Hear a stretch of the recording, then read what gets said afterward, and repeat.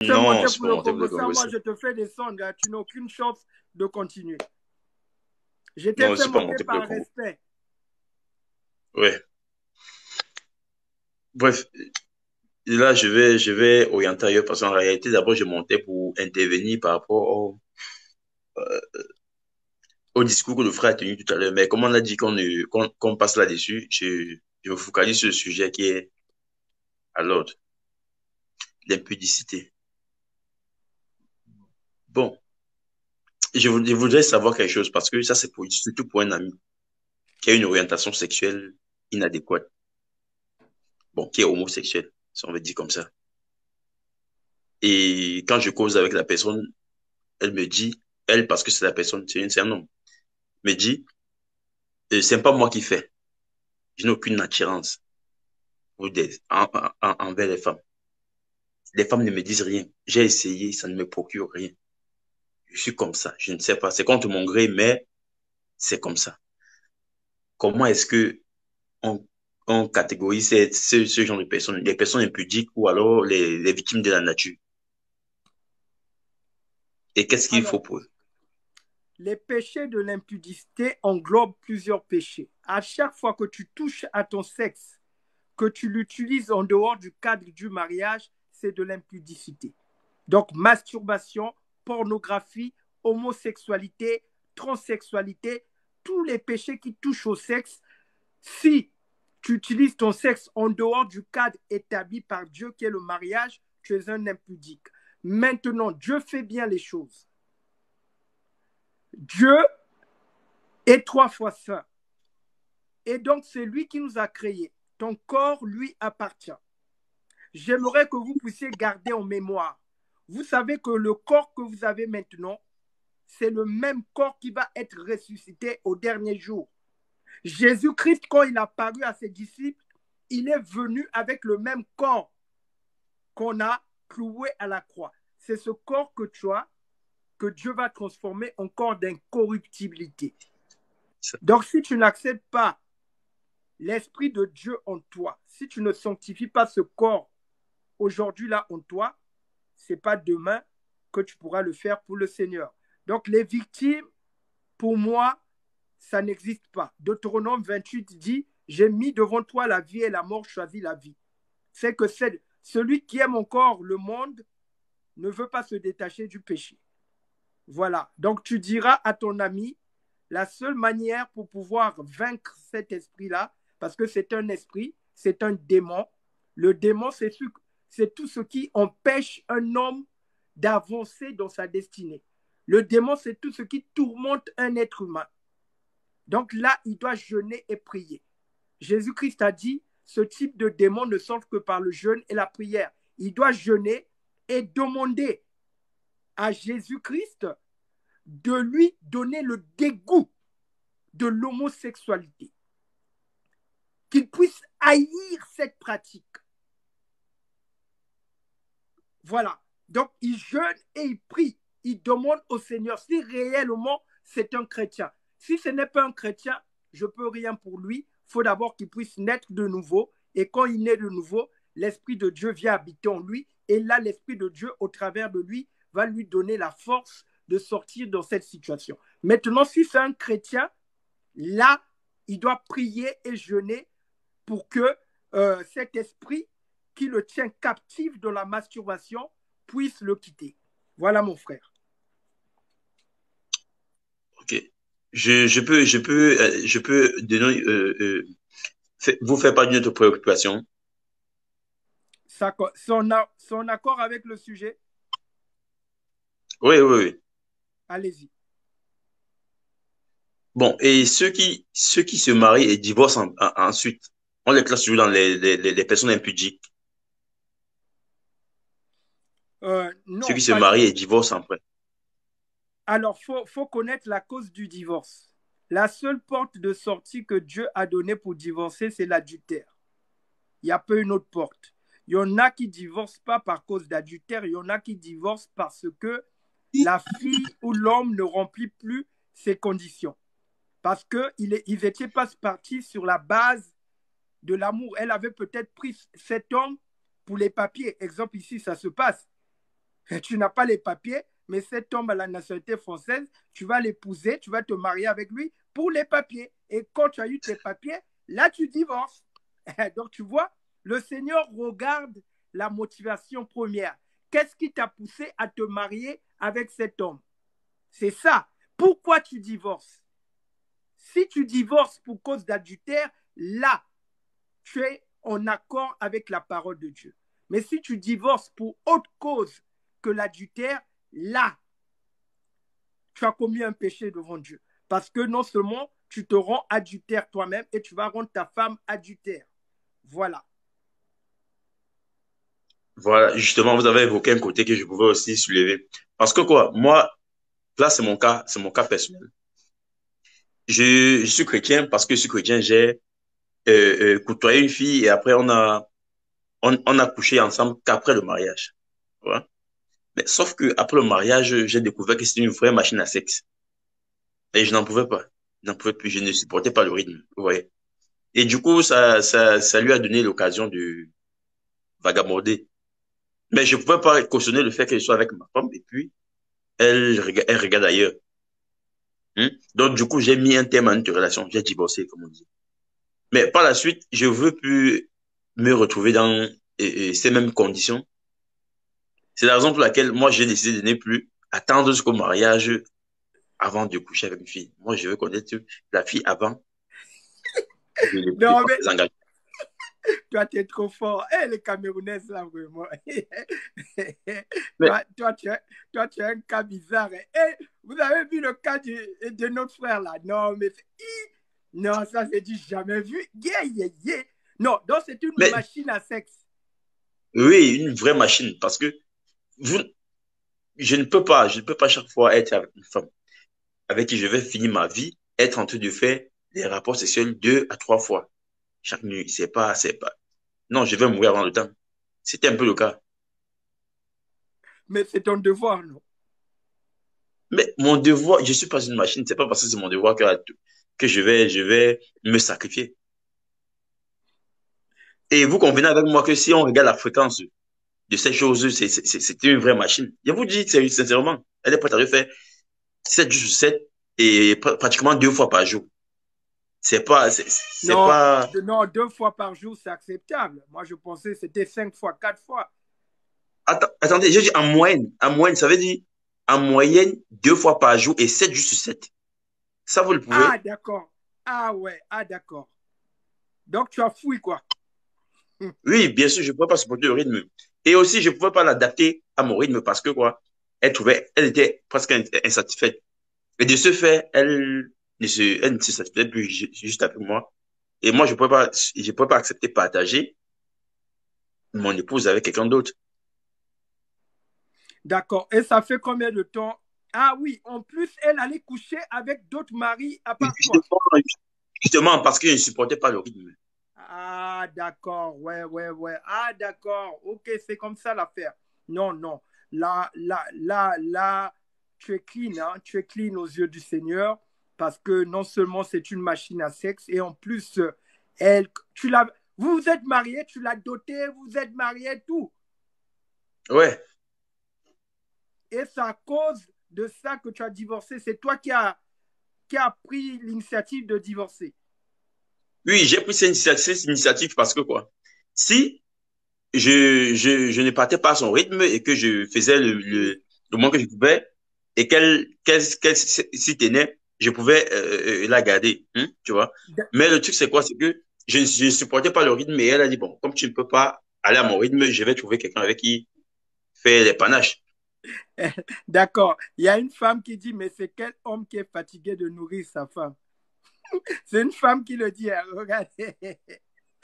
Bon, j'ai eu Même, même, même Dieu dit qu'on ne doit pas se priver. Regardez. Les femmes là, regarde, c'est une femme qui dit ça. C'est gâté ici, là.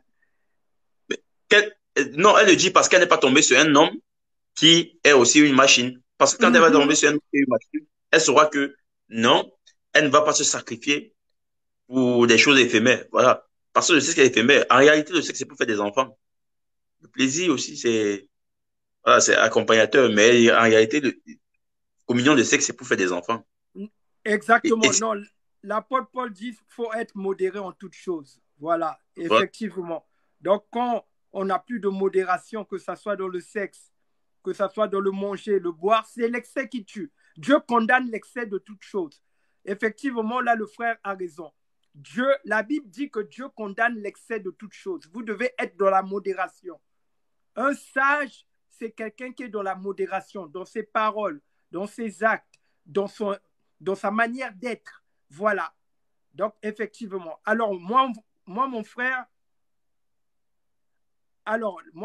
ce que je te conseille, non.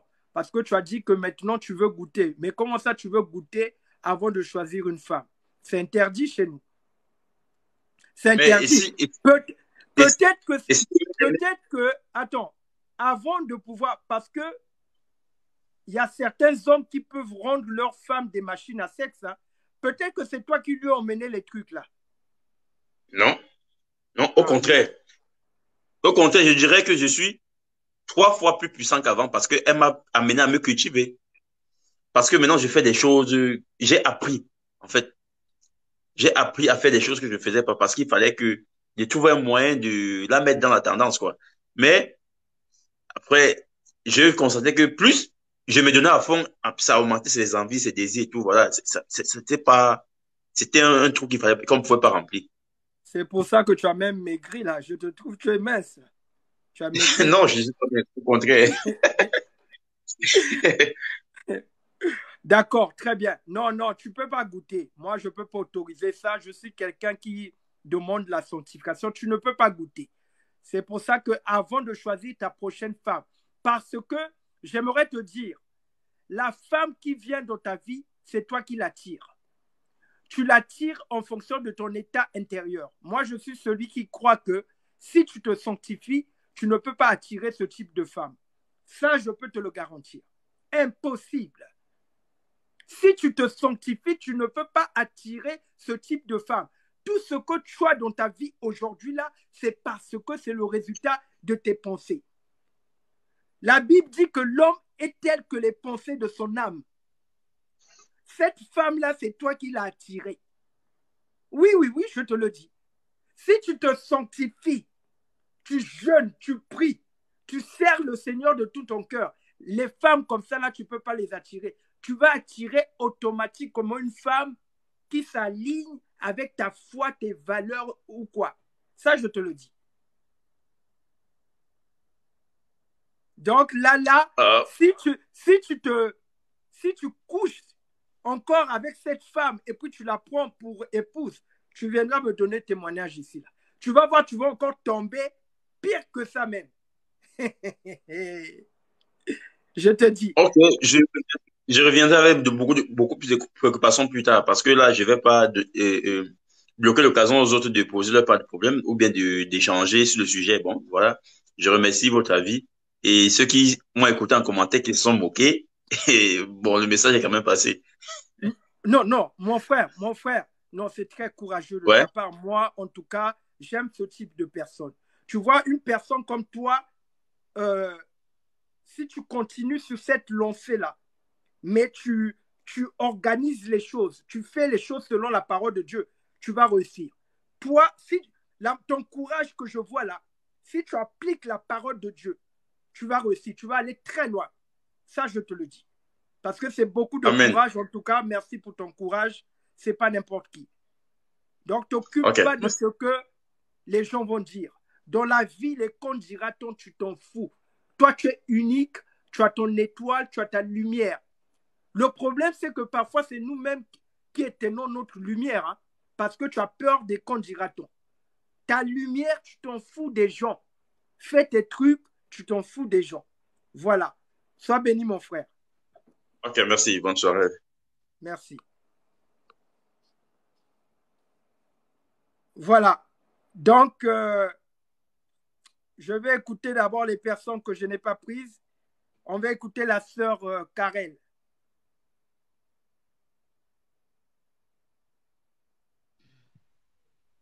Continuez à liker, hein, 30 000 likes. La sœur Karel, bonsoir. Bonsoir la vie en Christ, bonsoir tout le monde. C'est toujours un plaisir d'être ici. Alors moi, avant de dire ce que je pense, j'aimerais quand même dire ceci. La Bible dit, ce que vous voulez qu'on fasse pour vous, faites-le de même pour les autres. Alors, si vous voulez qu'on vous respecte, respectez les autres.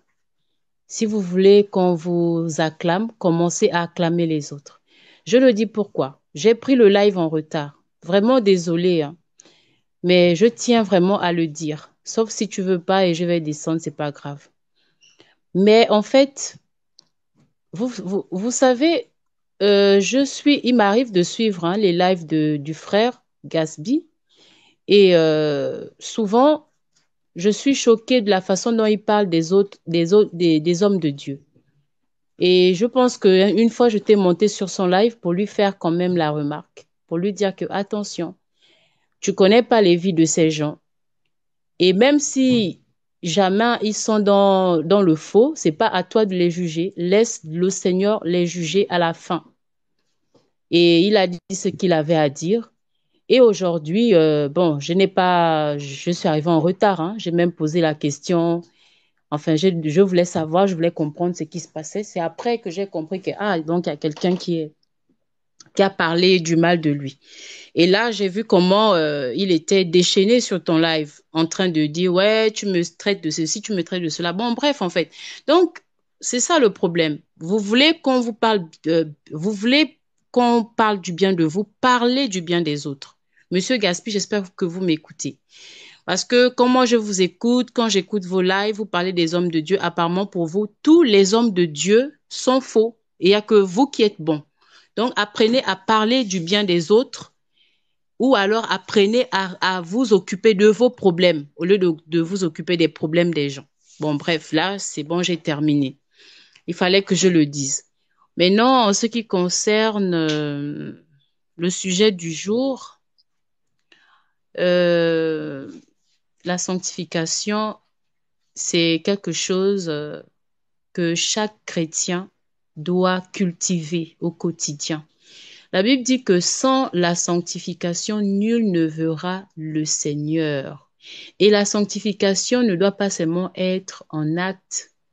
La sanctification est même dans nos têtes, dans nos pensées, dans notre langage, dans notre manière de nous habiller, dans notre manière de nous comporter. On doit cultiver la sanctification à tous les niveaux. On ne doit pas cultiver la sanctification qu'en acte. Ouais, comme je ne couche pas, excusez-moi de l'expression, de façon physique, bon, je suis tranquille, alors que dans ta tête, tu passes ton temps à avoir des rapports sexuels en pensée. C'est pas normal. Donc, cultivons, moi, ce que je vais dire, c'est que cultivons la sanctification à tous les niveaux, même dans notre vestimentaire, la tenue que tu portes. Est-ce que c'est pour aller séduire dehors? Est-ce que c'est pour te montrer? Amen. Si c'est pour aller, si c'est pour aller séduire, c'est que tu es dans l'impudicité. Amen. Quand tu mets un haut, oui, quand tu mets un haut qui te montre les seins dehors, c'est pour faire quoi? C'est que tu es dans l'impudicité. Vous, les hommes aussi, vous avez une manière de vous habiller qui n'est plus bien. Il y en a qui mettent des pantalons tellement serrés qu'on voit même l'entrejambe. C'est pour faire quoi? C'est de l'impudicité. Donc, nous tous, là, on doit d'abord bien s'examiner. Moi en premier. Moi en premier, je dois d'abord bien m'examiner. C'est pas parce que je ne couche pas avec les hommes que je suis forcément dans la sanctification. Je peux être impudique dans mes pensées, je peux être impudique dans mon habillement, je peux être impudique dans mes paroles, je peux être impudique même dans ma coiffure. Quand je me coiffe, la coiffure que j'ai mise, est-ce que c'est pour aller séduire? Est-ce que c'est... Donc, il y a tout ça là. C'est vraiment vaste, la sanctification. Faisons très attention. Donc, moi, c'est ce que je voulais dire ce soir et je vais vous écouter en bas. Merci beaucoup de m'avoir fait monter. En tout cas, la sœur Karen, tu es venue mettre de l'huile dans les commentaires. En tout cas, le public est d'accord avec toi, hein, quand même. J'apprécie ce public parce que je sens que c'est un public qui a soif. Le sujet de la sanctification et de l'impudicité, c'est un sujet qui n'est plus mis sur la table dans nos églises. Voilà. Là, beaucoup de personnes vont te poser la question, c'est quoi la volonté de Dieu? La volonté de Dieu, c'est 1 Thessaloniciens 4, verset 3. Ce que Dieu veut, c'est votre sanctification. Ça, je peux vous le dire. Amen. Merci, la sœur Kareth, tu remontes quand tu veux. D'accord. Alors, qui d'autre qui n'est pas encore monté là? Là, je prends que ceux qui ne sont pas encore montés. Et après, je vais prendre le frère Gasby, le prochain. Roxane. Bonsoir. Bonsoir. Bon, moi j'ai beaucoup de questions. Hein.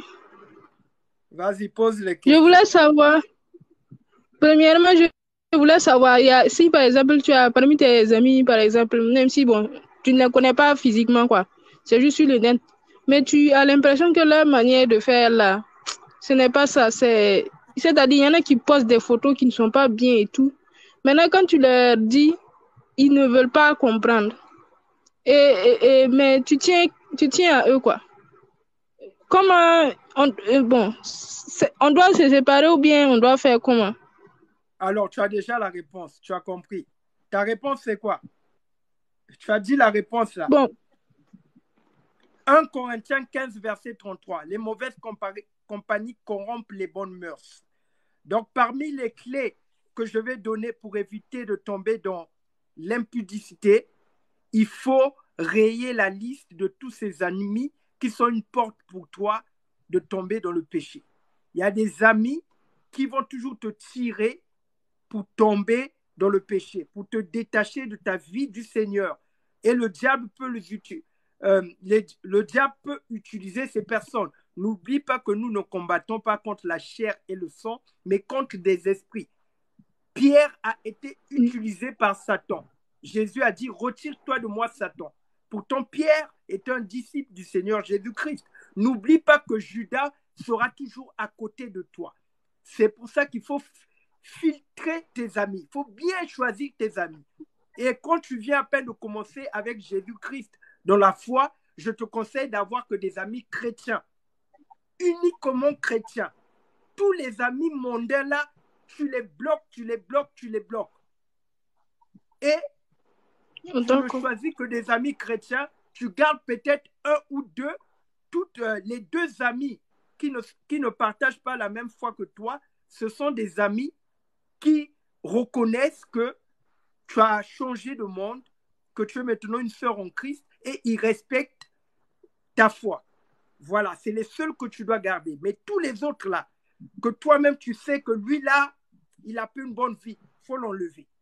Moi, je pense que là, tu as eu la réponse. C'est aussi l'une des manières pour éviter de tomber dans le péché. Voilà. Maintenant, si par exemple, étant donné que, bon, quand j'étais pas vraiment en Christ, quoi. Donc, je regardais des choses qui n'édifiaient pas, tout ça, là. Maintenant, comme ça a tendance à revenir en pensée, quelle prière je peux faire pour ne plus avoir ces pensées-là? Quelle prière tu peux faire? Oui. Oui, mais les prières sont simples. Tu fais des prières qui viennent droit de ton cœur. Demande par exemple au Seigneur, Seigneur, j'aimerais plus avoir ce type de pensée. La prière, c'est quelque chose de simple. La prière veut tout simplement dire que la parole sincère qui vient du fond de ton cœur. C'est ça la prière. Quand je te dis bonjour, c'est une forme de prière. Je te souhaite que ta journée soit une bonne journée. Quand je te dis bonsoir, c'est une prière. Je souhaite que ta soirée soit une bonne soirée. Donc la prière, c'est simple. Tu dis tout ce qui te vient à cœur. Si tu n'as plus envie d'avoir ce type de pensée, Jésus-Christ a dit, demandez et l'on vous donnera. Tu dis au Seigneur, Seigneur, je ne veux plus avoir ce type de pensée. Maintenant, tu complètes tes paroles par le jeûne et la prière. Parce que la prière, le jeûne permet aussi de pouvoir fermer certaines portes, de pouvoir éteindre la chair. Voilà. Parfois, c'est un démon qui peut venir parler en toi. Donc, quand tu jeûnes, ce type de démon commence à partir tout seul. Voilà. C'est ça. Parce que c'est le Seigneur Jésus-Christ qui l'a dit. Ce type de démon ne sort que par le jeûne et la prière. Donc, il y a des démons qui ne sortiront que de ta vie quand tu vas commencer à jeûner. C'est clair et net. Voilà.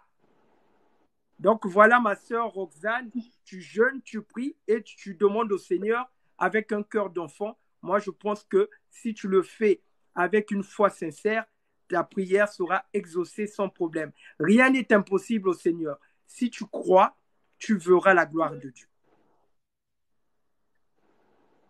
Maintenant, quels sont, par exemple, bon, les garçons d'aujourd'hui, là, c'est étrange, quoi. Donc, je voulais savoir, je prie, je demande à Dieu de vraiment de m'envoyer quelqu'un de bien, tout ça. Maintenant, comment tu fais pour reconnaître que c'est la volonté de Dieu, quoi? Ça, c'est une très, très bonne chose. Est-ce que là, tu as quel âge? J'ai 24 ans. D'accord. Est-ce que tu sens l'envie de te marier? Tu es prête pour te marier? Tu es vraiment prête? Bon.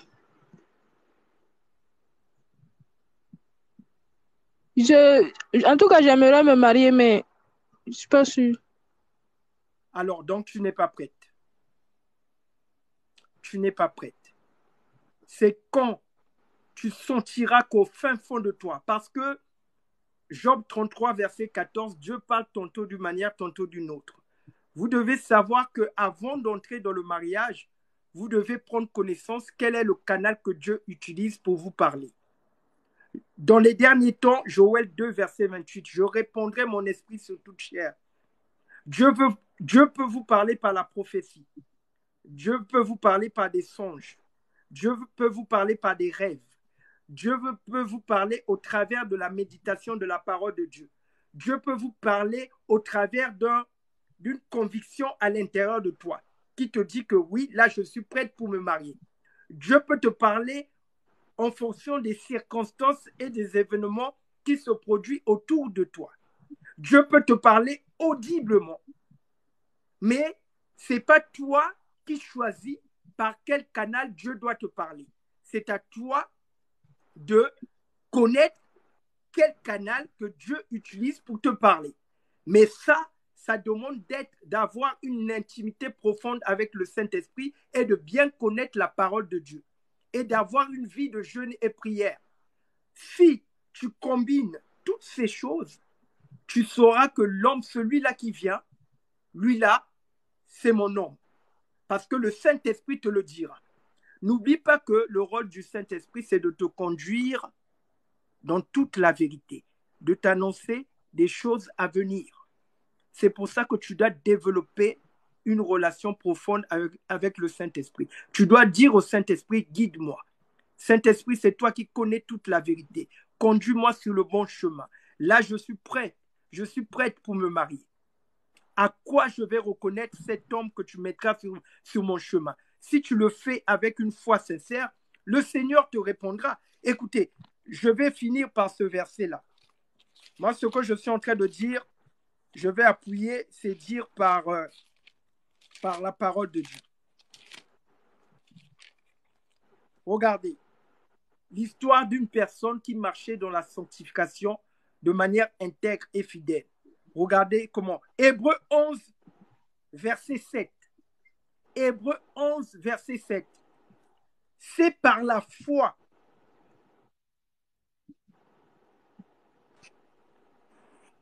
On m'écoute? Est-ce qu'on m'écoute? Oui. La sœur Roxane, tu m'écoutes? Oui. D'accord. Donc, oui, je vous écoute. Hébreux 11, oui, Hébreux 11, verset 7. Regardez l'exemple d'un homme qui marche de manière intègre et fidèle avec le Seigneur. Hébreux 11, verset 7. C'est par la foi que Noé, averti des événements que l'on ne voyait pas encore et rempli d'une crainte respectueuse, a construit une arche pour sauver sa famille. A construit une arche pour sauver sa famille. Pourquoi je vous montre ce verset? Ce verset montre de manière claire que Dieu est capable de t'avertir des choses qui vont arriver dans le futur. Dieu est capable de te montrer ton homme dans un rêve, dans un songe. C'est capable. Dieu est capable de tout faire. Noé, ici, Dieu lui a averti que je vais détruire Sodome et Gomorrhe. Donc, construis un bateau. Et Noé, il savait discerner la voix de Dieu. Donc, avant d'entrer dans le mariage, ma sœur Roxane, ton travail, c'est d'apprendre à écouter la voix de Dieu. Une fois que tu auras la certitude que tu as bien maîtrisé et écouté la voix de Dieu, là, tu peux être prête pour entrer dans le mariage. On ne va pas dans le mariage pour écouter la voix de Dieu, mais il faut apprendre à écouter la voix de Dieu avant d'entrer dans le mariage. Voilà. D'accord. Merci beaucoup. Tu remontes quand tu veux si tu as d'autres questions. Voilà. Donc, je pense que